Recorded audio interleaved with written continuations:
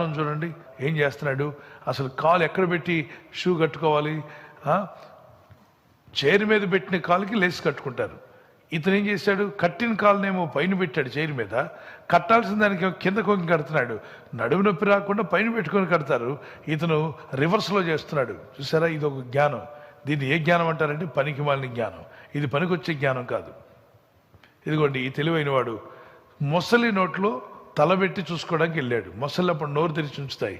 మొసలి నోట్లో తలబెట్టాలా అంటూ సెల్ఫీ తీసుకుంటాడట. వాళ్ళ ఆవిడని ఫోటో తీయమని తలబెట్టాడు. తల బయటికి తీసేలోగా అది ఆమెను ఒకసారి ఆమె పట్టు పట్టింది. తల నిండా రక్తం, నానా తిప్పలు పడాల్సి వచ్చింది. ఇదిగోండి, ఇతని జ్ఞానం. చాలా తెలివైన వాడు. కారును తోస్తున్నాడు. కారు ఇంజిన్ ఆగిపోతే కింద నుండి తోయాలి. వీడు ఎక్కడి నుండి తోస్తున్నాడు, కారులో కూర్చొని కారుని తోస్తున్నాడు. ఆ వ్యాన్ లోపల కూర్చొని వ్యాన్ తోస్తే అది నడుస్తుందా? నడవదు. ఇలాంటి వారు చాలామంది ఉంటారు. వాళ్ళ ఆవిడ ఇచ్చింది గొడుగు, అయినా వర్షంలో తడవకుండా వెళ్ళమంటే వర్షం పడుతుంటే గొడుగు నెత్తిమే పెట్టుకుని వెళ్తున్నాడు. గొడుగును ఓపెన్ చేయాలని కూడా ఆలోచన లేదు. ప్రార్థనలు బాగా చేయండి, అవివేకం వద్దు, జ్ఞానాన్ని వాడండి.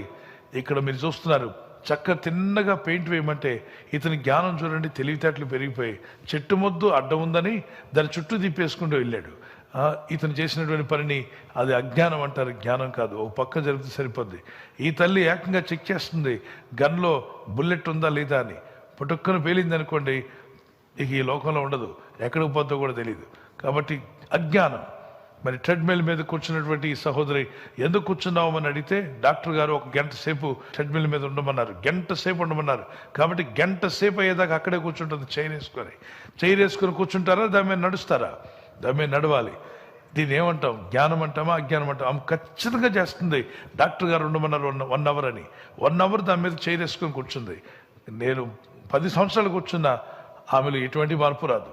సముద్రాన్ని మొత్తం క్లీన్ చేస్తా అంటున్నాడు. ఎంతో నీట్గా తుడుస్తున్నాడు. తన బ్రతుకంతా చేసిన ఆ నీరు, సముద్రంలో నీరు తను క్లీన్ చేయలేడు. మరి ఇతను వర్షం పడుతుండగా భయంకరమైన వరదల్లో ఇంట్లోకి నీళ్ళు వస్తుందని తీసి గేట్ అవతల పోస్తున్నాడు. మా ఇంట్లోకి నీరు రాకూడదు, వరద నీరని త్వరగా బకెట్తో తీసిపోస్తున్నాడు.